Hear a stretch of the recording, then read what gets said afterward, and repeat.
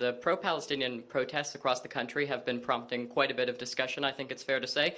You have some members of your caucus, like Anthony Housefather, who said he's both thinking about it and reflecting on his future within the party. But then at the other end of that, you also have a very large many members, who are openly calling for a ceasefire. So I guess how do you, as Prime Minister, kind of balance such a polarizing issue, not just within your caucus, but within the country?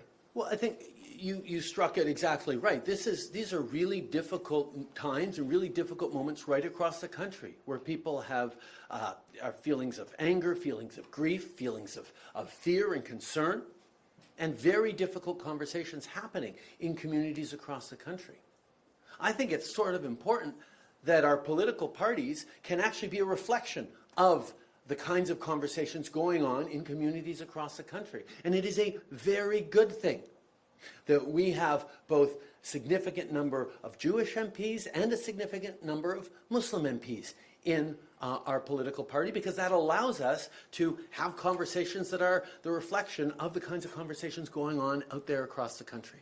It is an incredibly difficult time. People are filled with senses of grief, of powerlessness, of anger, of frustration, and of course, people are allowed to, and we will always defend their rights to go out and express themselves and share their concerns and their anguish with their fellow citizens. It's an important right that all Canadians have.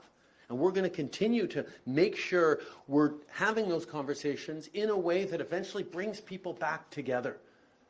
Because in all this, sometimes we're forgetting a little bit that our neighbors are also our fellow Canadians. And someone on the other side of the perspective is also hurting and grieving, and being able to pull people together and try and find solutions, not just for Canada, but for the world, is what this party and indeed this country is all about.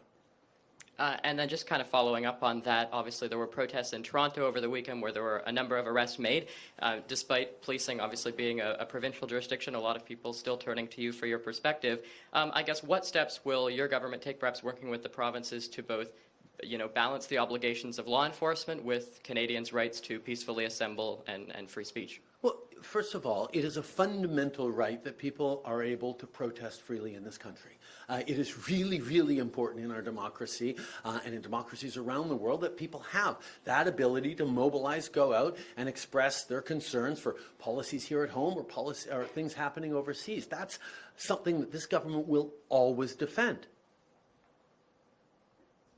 And that protest needs to be done peacefully in a way that doesn't endanger other people's lives. We expect police to both obey the laws and enforce the laws.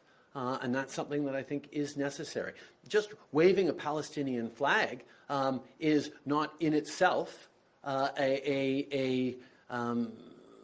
something that is unacceptable or anti-Semitic. People are allowed to express their concerns on every side of the event. It's when you start making people feel unsafe in their neighborhoods, in their schools, in their communities, that we fall into things where police do need to lean in and make sure that everyone is safe and feels safe.